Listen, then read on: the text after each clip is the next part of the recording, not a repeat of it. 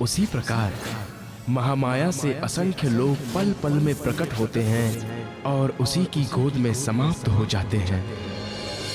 और इसी महाशून्य में प्रकट होता है आदि नारायण का स्वरूप, जो अक्षर ब्रह्म का स्वाप्निक मन होता है। संपूर्ण सृष्टि का संचालक यही है। इसी की चेतना का प्रतिभास सभी प्राणियों के रूप में दृष्टिगोचर होता है। संसार के अधिकांश मनुष्यों का प्रायः यही आराध्य देव है और इससे परे ये योग माया का अखंड मंडल है, जहां अक्षर ब्रह्म अपनी अखंड एवं चैतन्य प्रकृति के साथ क्रीड़ा करता है। ये अद्वैत भूमिका है। यहाँ के कण कण में चैतन्यता, अखंडता एवं ब्रह्म रूपता के दर्शन होते हैं। ये वेदों में चतुष्पाद विभूति के रूप में वर्णित हैं। भगवान शिव, महाविष्णु, संकादिक, शुकदेव आदि की ध्यान क्रीड़ा का यही स्थान है। किंतु इस योग माया मंडल से परे वो स्वलीला, अद्वैत, अनादि, अनंत परम धाम है।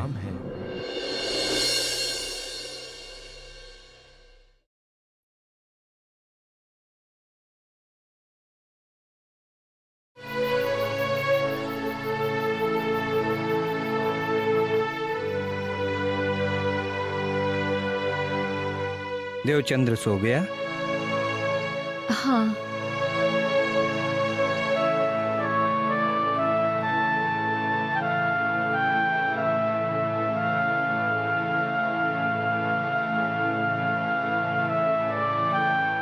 क्या हुआ कुंवर? तुम कुछ परेशान लग रही हो। सब ठीक तो है ना? वैसे तो सब ठीक है, किंतु देवचंद्र। क्या हुआ देवचंद्र को? न जाने आजकल वो क्यों खोया खोया सा रहता है। किसी से बात नहीं करता, भोजन ठीक से नहीं खाता, मित्रों के साथ नहीं खेलता, बहुत सारे प्रश्न करता है। बार बार पूछता है, माँ मैं कौन हूँ, मैं कहाँ से आया हूँ, परमात्मा कौन है, कहाँ मिलेंगे। सुबह में मंदिर में जाकर 3-3 घंटे तक परिक्रमा करता रहता है, और तो और रात को नींद में भी बड़बड़ाता है, मत जाओ मत जाओ। कुंवर, तुमने मुझे ये बात अब तक बताया क्यों नहीं? मैंने सोचा बच्चा है, ऐसे ही कहीं से कुछ देख सुनकर प्रश्न पूछ रहा है। किंतु अब तो प्रतिदिन वो प्रश्न पूछने लगा है। सुनिए, मेरा मन तो बहुत घबरा रहा है। कहीं अपना देवचंद्र बैरागी ना बन जाए।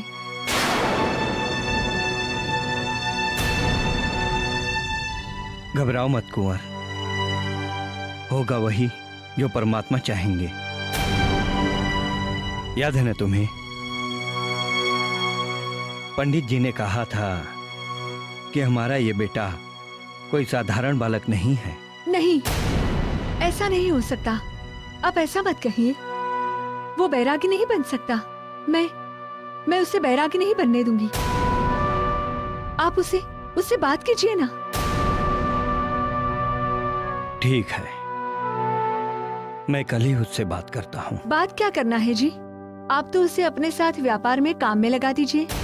काम करेगा तो सोचने का समय भी नहीं मिलेगा, है ना? ठीक है, ये अच्छा सुझाव है। मैं शीघ्र ही व्यापार के लिए भुजनगर कच्छ जाऊंगा और उसे भी अपने साथ ले जाऊंगा। ठीक है, अब तुम सो जाओ।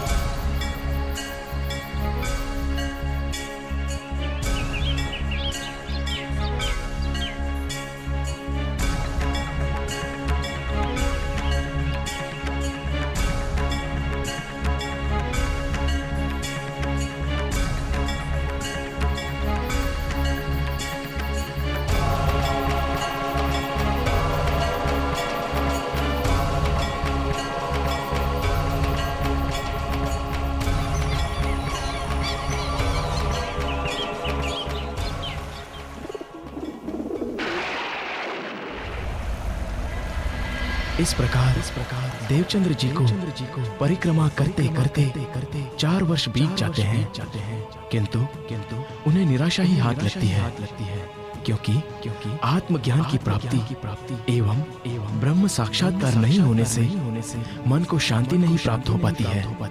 तब वे एक दिन सोचते हैं, इस तरह से किसी समर्थ सद्गुरु के मार्गदर्शन के बिना, ज्ञान प्राप्त किए बिना अंधभक्ति करते हुए तो सारा जीवन व्यर्थ हो सकता है। अतः ज्ञान की प्राप्ति करने के लिए सद्गुरु की खोज करनी ही होगी। किंतु क्या करूं? यहाँ रेगिस्तानी इलाका होने की वजह से जल की भारी तकलीफ उठानी पड़ती है और इस वजह से यहाँ कोई भी साधु संत आते नहीं है। अब क्या करूं मैं?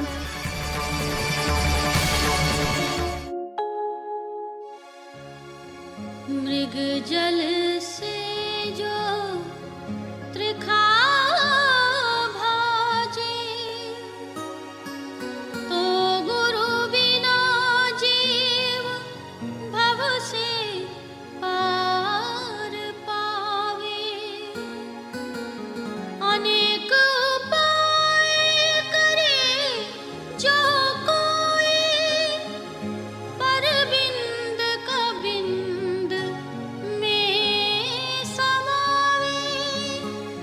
पर बिंद का बिंद में समावे।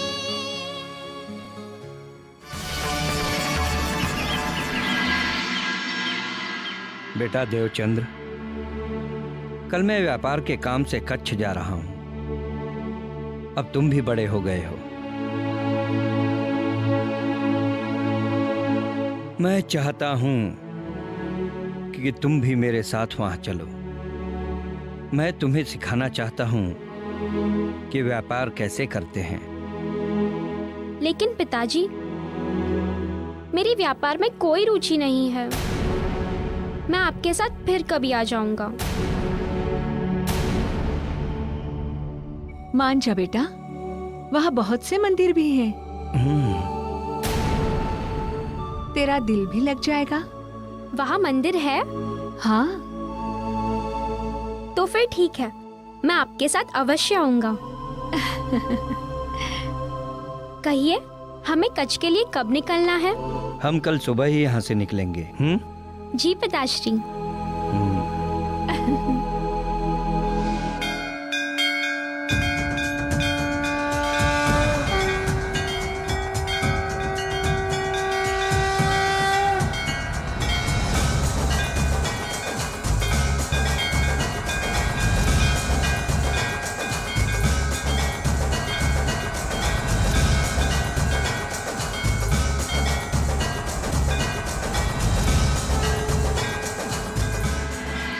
यहाँ तो चारों तरफ हर गली में एक से बढ़कर एक मंदिर है। जगह जगह सत्संग हो रहे हैं। मैं किस मंदिर या आश्रम में जाऊं जहाँ मेरी जिज्ञासा शांत हो सके? पुत्र देव, मुझे व्यापार के लिए कुछ इधर उधर घूमना पड़ेगा। और तुम एक काम करो, तुम उस सामने वाली मंदिर में जाकर विश्राम करो। मैं कुछ ही देर में आके तुम्हें मिलता हूँ। ठीक है पिताजी।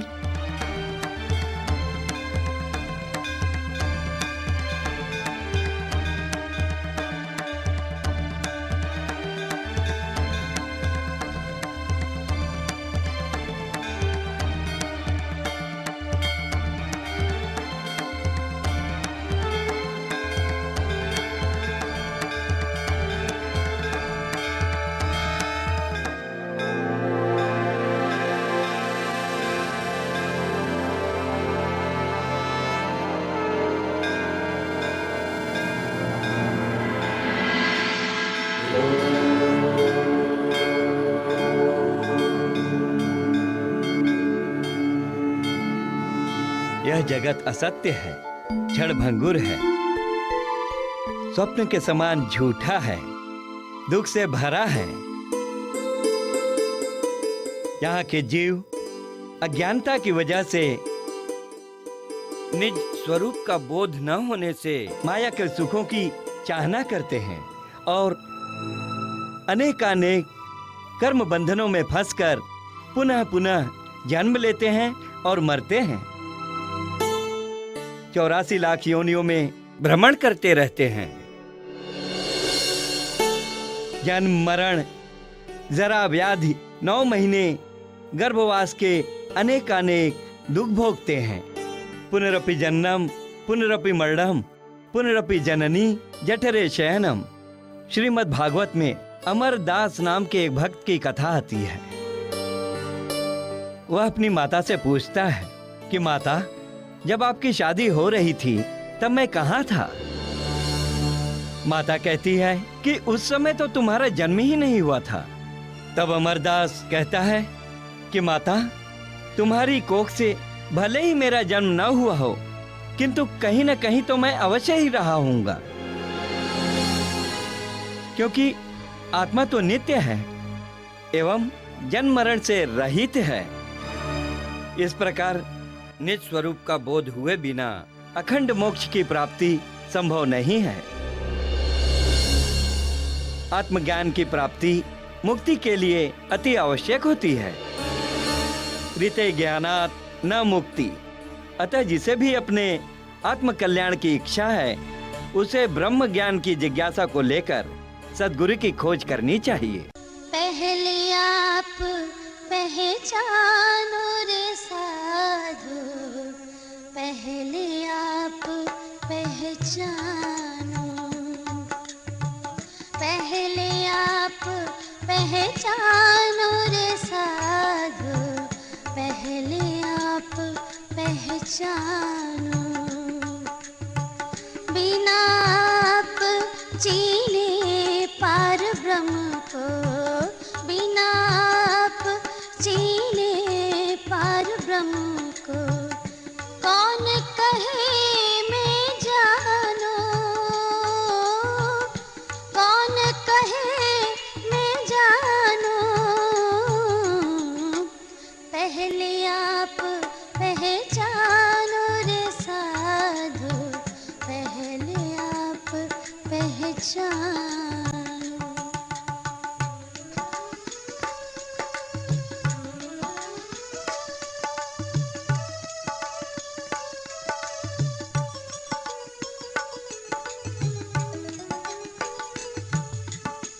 पीछे ढूंढो घर अपनो, कौन ठोर ठहरानो। पीछे ढूंढो घर अपनो, कौन ठोर ठहरानो। जब लग घर पावत नहीं अपनो, जब लग घर पावत नहीं अपनो, सो भटकत फिरत भरमानो।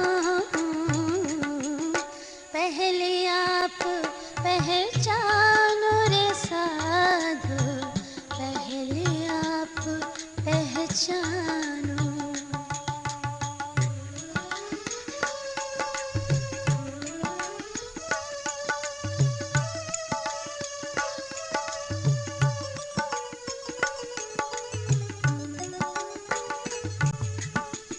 बोले चाले पर कोई ना पहचाने, परखत नहीं परखानो। बोले चाले पर कोई ना पहचाने, परखत नहीं परखानो। महामत कहे माहे पार खोजोगे, महामत कहीं माहे पार खोजोगे, तब जाए आप फल खानो। पहले आप पहचानो रे साधु, पहले आप पहचानो।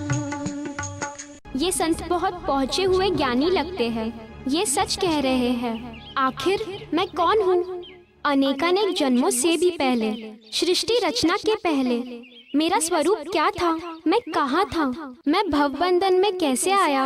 इन सब प्रश्नों का समाधान मुझे खोजना ही होगा।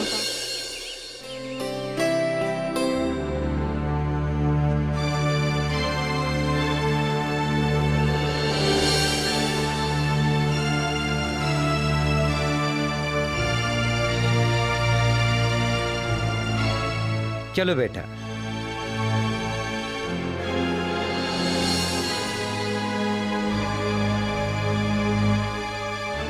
मेरा कार्य समाप्त हो गया बेटा। चलो। पिताजी, क्या हम कुछ दिन और यहाँ नहीं रुक सकते? देखिए ना, ये संत महाराज कितनी अच्छी कथा कहते हैं। मुझे इन्हें सुनने का बड़ा मन है। नहीं पुत्र, हम यहाँ नहीं रुक सकते। एक तो मेरा व्यापार का काम समाप्त हो गया, और दूसरा मैंने यहाँ से कुछ नए घोड़े और ऊंट खरीद लिए हैं, जिसे लेकर हम यहाँ धर्मशाला में नहीं रुक सकते बेटा। विवशता है पुत्र, हमें चलना होगा। चलो बेटा। पार ब्रह्म क्यों पाइए, तत्खिन कीजे उपाय। पार ब्रह्म क्यों पाइए, तत्खिन कीजे उपाय। कई ढूंढे माहे पाए, बिना सतगुरु न लखाए।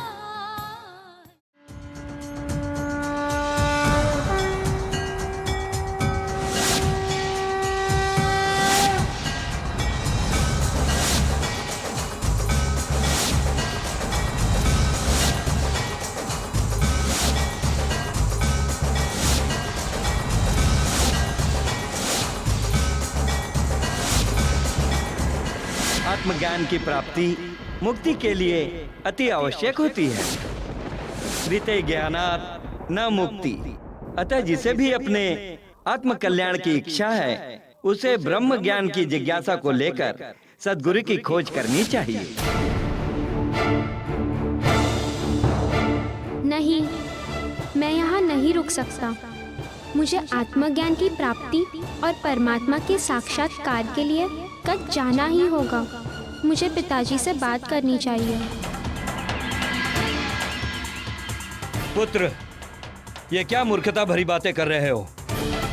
मैं तुम्हें कहीं जाने की आज्ञा नहीं दूंगा। किंतु पिताजी। मैं और कुछ नहीं सुनना चाहता। अरे बच्चे हो, बच्चे की तरह रहो। अपने मित्रों के साथ खेलो, कूदो, पढ़ाई करो। और यदि भगवान की भक्ति का इतना ही चाव है तो यहीं रहकर भजन पूजन करो, जैसे तुम्हारी माँ करती है। उसके लिए कच्छ में जाने की क्या आवश्यकता है? जो भगवान वहां है, वो यहाँ उमरकोट में भी तो है। किंतु पिताजी, यहाँ उमरकोट में ना कोई साधु आता है और ना ही संत, और यहाँ पर कोई ज्ञान की बातें भी नहीं करता। कहाँ जाऊँ मैं? किससे ज्ञान की बातें सुनूं? इस तरह बिना ज्ञान अंधभक्ति करने में तो सारा जीवन बीत जाएगा। सद्गुरु के मार्गदर्शन में साधना भक्ति करने पर ही आत्मज्ञान की प्राप्ति होती है एवं ब्रह्म साक्षात्कार होता है। आप कृपा करके मुझे वहां जाने की आज्ञा दीजिए, अन्यथा मैं अकेला ही चला जाऊंगा।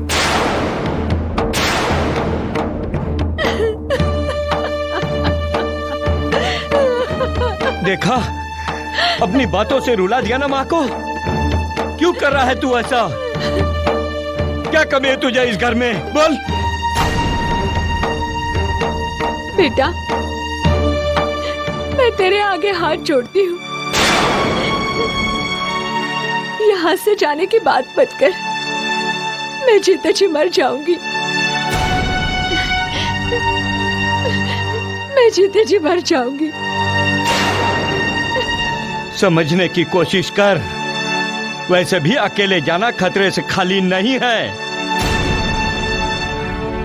गांव से बाहर लंबा रेगिस्तान है। चोर, लुटेरा, डाकू, हत्यारे हैं जो तुझे अकेला देखकर तुझ पर हमला कर सकते हैं। फिर भी तुझे अगर कच्छ जाना ही है तो थोड़े दिन रुक जा। मैं व्यापार के लिए कच्छ जाने ही वाला हूँ। तू मेरे साथ चलना बस।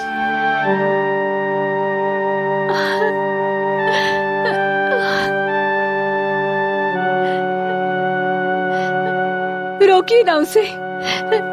देखिए कहाँ गया वो। घबराओ मत, वो गुस्से में गया है, वापस आ जाएगा। घबराओ मत, मेरे लिए भोजन लगा दो।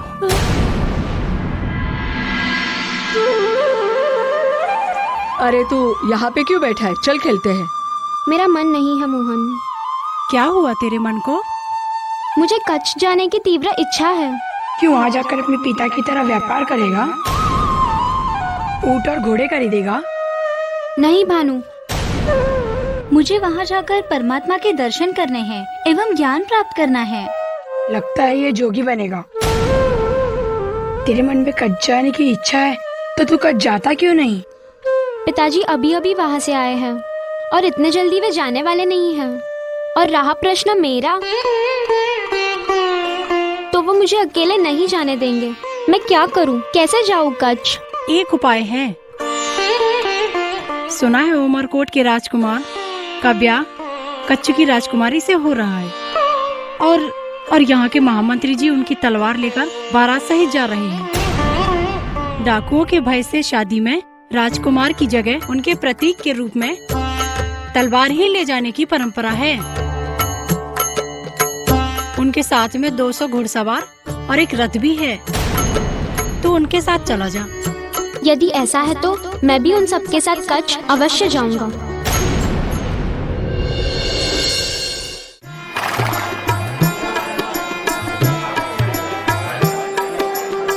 अरे भाई सुनो तो। प्रणाम। यात्रा का सारा प्रबंध ठीक से हो गया ना? जी मंत्री जी, यात्रा की सारी तैयारियां हो चुकी हैं।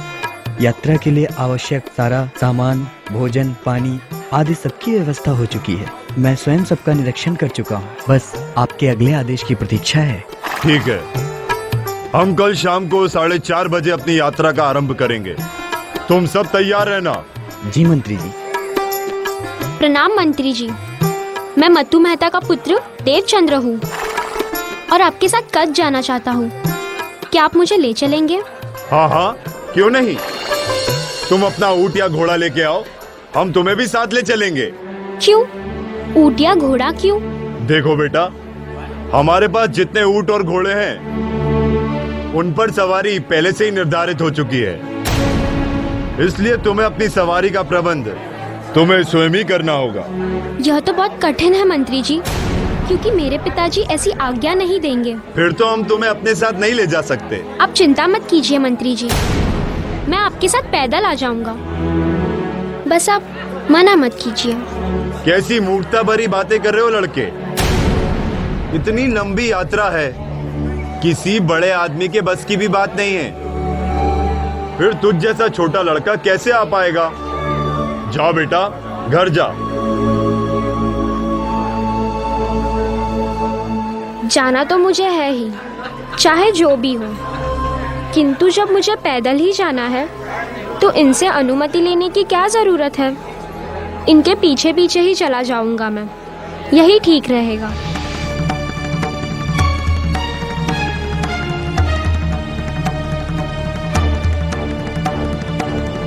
मुझे कच्छ अवश्य जाना होगा, इसके लिए तैयारी भी करनी होगी। क्या करूं? हाँ, पहले कपड़े ले लेता हूँ।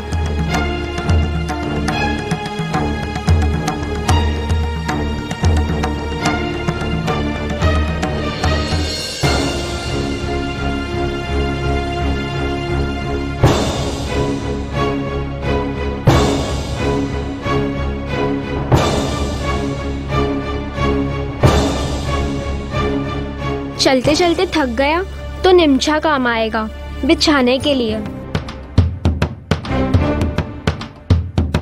कुछ पैसे भी रख लेता हूँ। समझने की कोशिश कर, वैसे भी अकेले जाना खतरे से खाली नहीं है। गांव से बाहर लंबा रेगिस्तान है, चोर लुटेरा डाकू हत्यारे हैं जो तुझे अकेला देखकर तुझ पर हमला कर सकते हैं। मुझे अपनी आत्मरक्षा के लिए हथियार भी रखना होगा।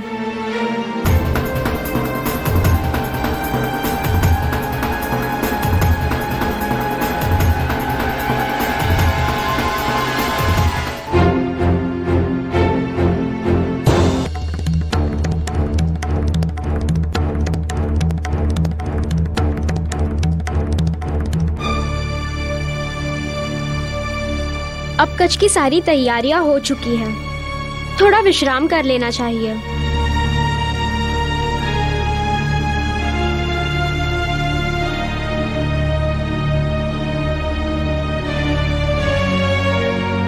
शाम के 4:30 बजे जब राजकुमार जी की बारात निकलेगी तब उनके पीछे चुपचाप यहाँ से चला जाऊंगा।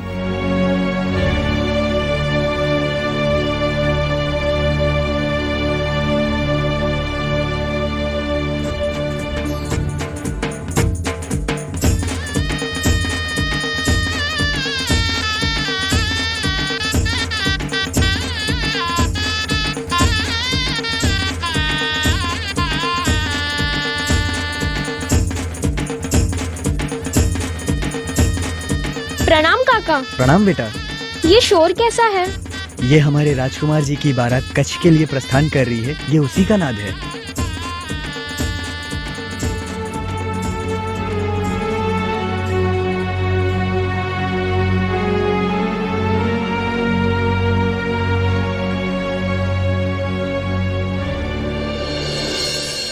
कुंवर,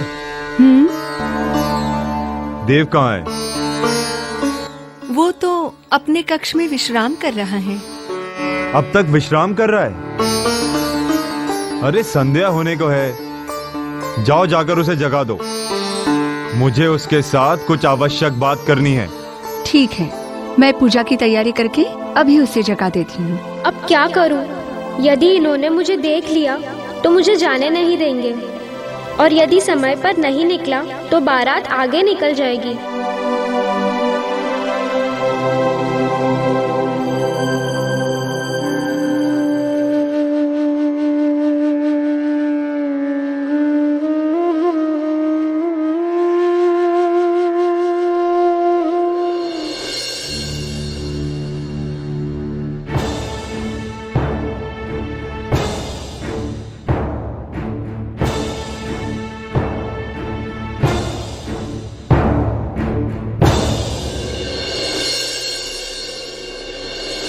प्रणाम काका।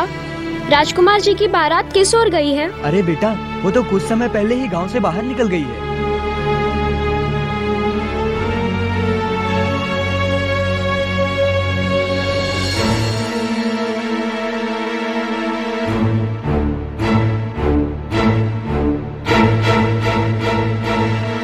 अरे काका रुकिए। क्या हुआ बेटा, क्या बात है? क्या आप मुझे बता सकते हैं कि राजकुमार जी की बारात किस ओर गई है? उनकी बारात तो इस ओर दक्षिण दिशा की ओर गई है, लेकिन वो तो अभी काफी दूर निकल चुकी है। वो जो धूल उड़ रही है वो बारात के जाने के कारण ही उड़ रही है। पर तुम क्यों पूछ रहे हो? क्षमा करना काका, अभी इस सब के विषय में आपको नहीं बता सकता। मुझे बारात तक पहुंचना है। बेटा, किंतु बिना किसी सवारी के तुम बारात तक कैसे पहुंच पाओगे? आप चिंता मत कीजिए, मैं दौड़ के वहां पहुंच जाऊंगा।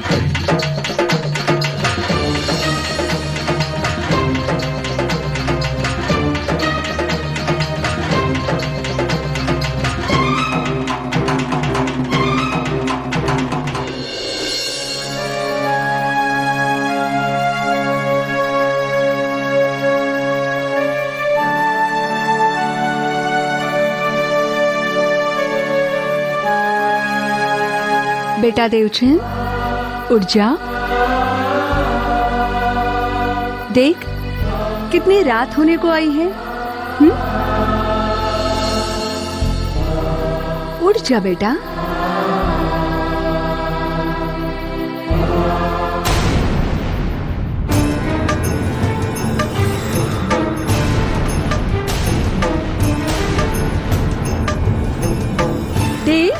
देवचंद्र, देवचंद्र, हे परमात्मा, ये सब क्या हो गया? देवचंद्र के वस्त्र कहाँ हैं? अजय, अजय सुनिए, सुनिए, स्वामी अंदर आइए ना। क्या बात है कुंवर? देखिए, देखिए क्या हुआ? हमारा देवचंद्र घर छोड़ के कहीं चला गया है स्वामी।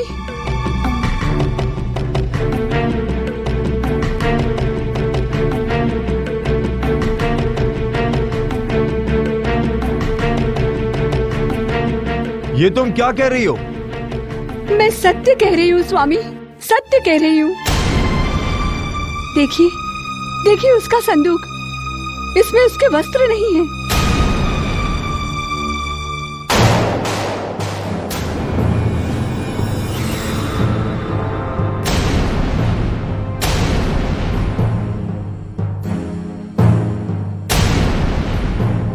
अरे, आप खड़े खड़े क्या सोच रहे हैं? कुछ कीजिए ना। जाइए, जाइए मेरे पुत्र को खोज कर लाइए। जाइए ना। मैं जाकर देखता हूँ, तुम चिंता ना करो। ठीक? देव,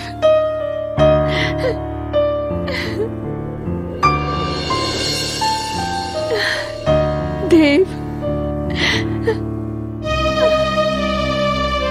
कहाँ चला गया मेरा पुत्र? कहाँ चला गया? अपनी माँ को छोड़कर कहाँ चला गया?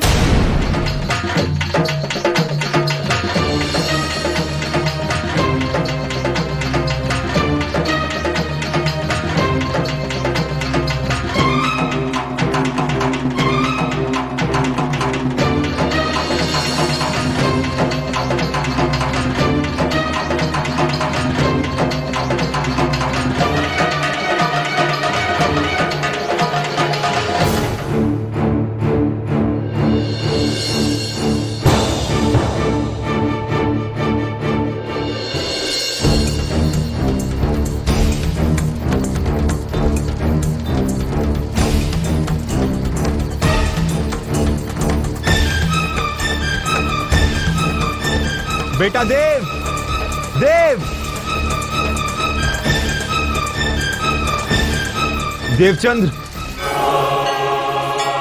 देवचंद्र कहाँ गया? देवचंद्र, देवचंद्र, बेटा देवचंद्र।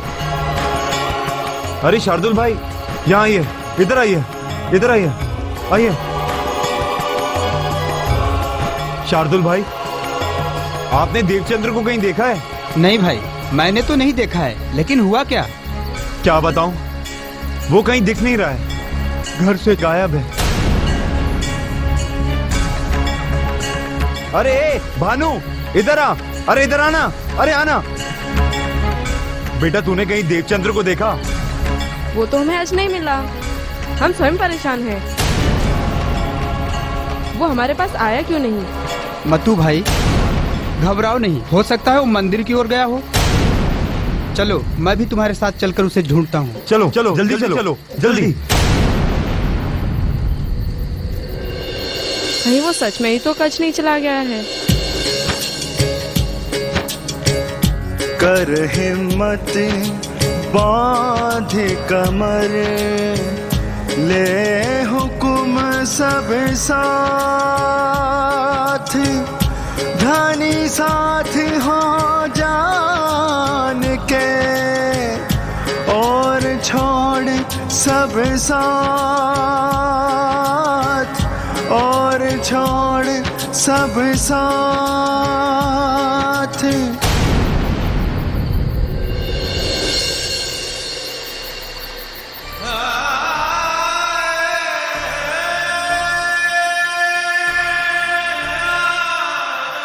यहाँ तो दूर दूर तक कोई नहीं है। और ये रेगिस्तान, रेगिस्तान तो खत्म होने का नाम ही नहीं ले रहा है। समझ में नहीं आ रहा कि कच्छ जाने का रास्ता किस तरफ है। और बारात का तो कोई नामो निशान ही नहीं दिख रहा है। समझ में नहीं आ रहा कैसे जाऊंगा मैं कच्छ।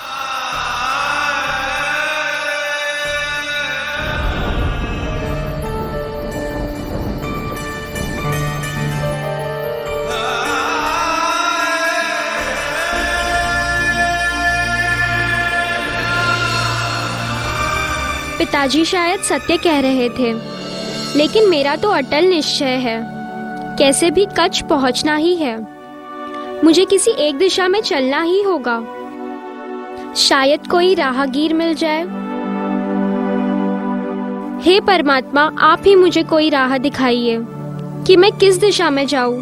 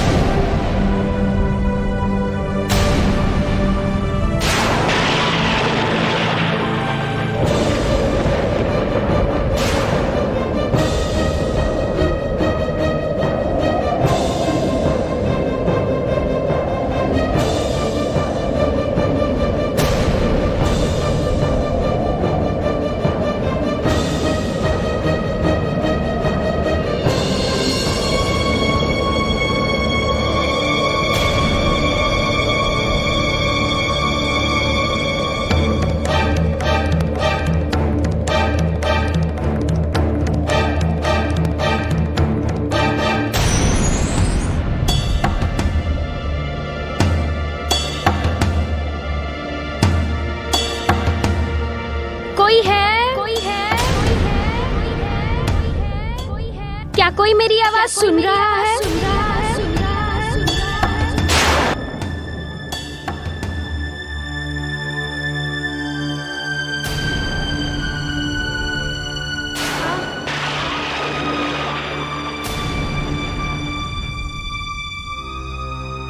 अब क्या करूं?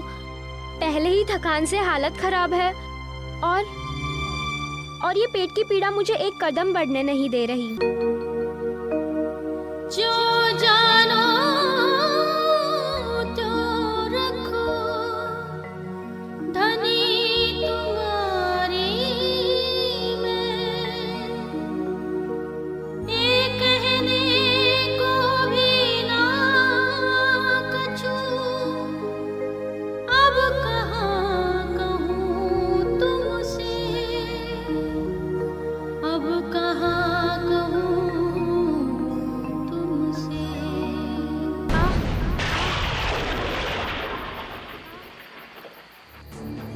हे प्रभु, मेरे प्राणों की रक्षा आप ही के हाथों में है। मैंने सुना है कि आप अपने भक्तों की रक्षा अवश्य करते हैं, तो इस भक्त की भी रक्षा कीजिए, अन्यथा इस पीड़ा से और इस थकान से मैं मर जाऊंगा।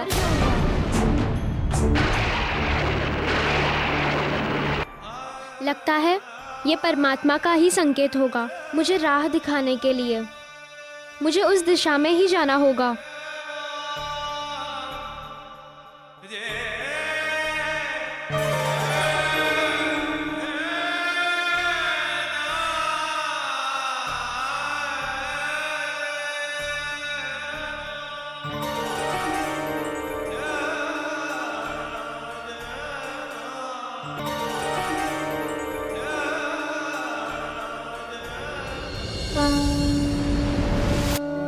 ए सुख सब दातीत के,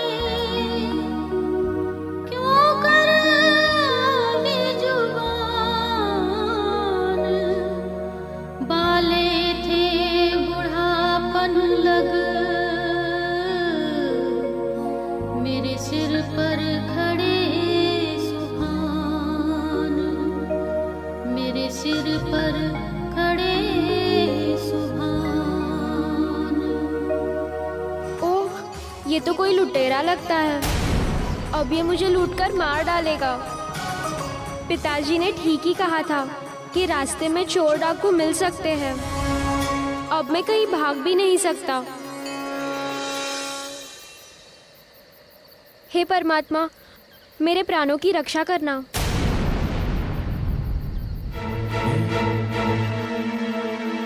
ए लड़के, जो तूने अपनी कमर में हथियार लगा रखा है वो मुझे दे दे।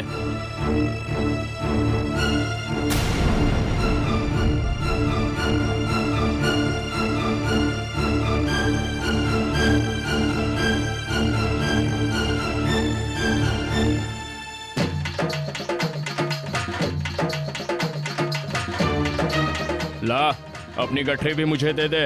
अरे देख क्या रहा है, जल्दी दे दे।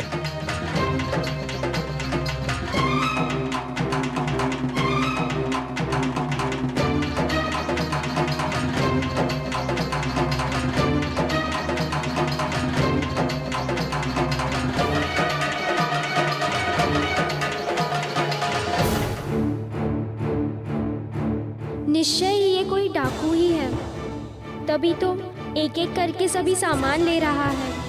अब तो ये मुझे मार ही डालेगा।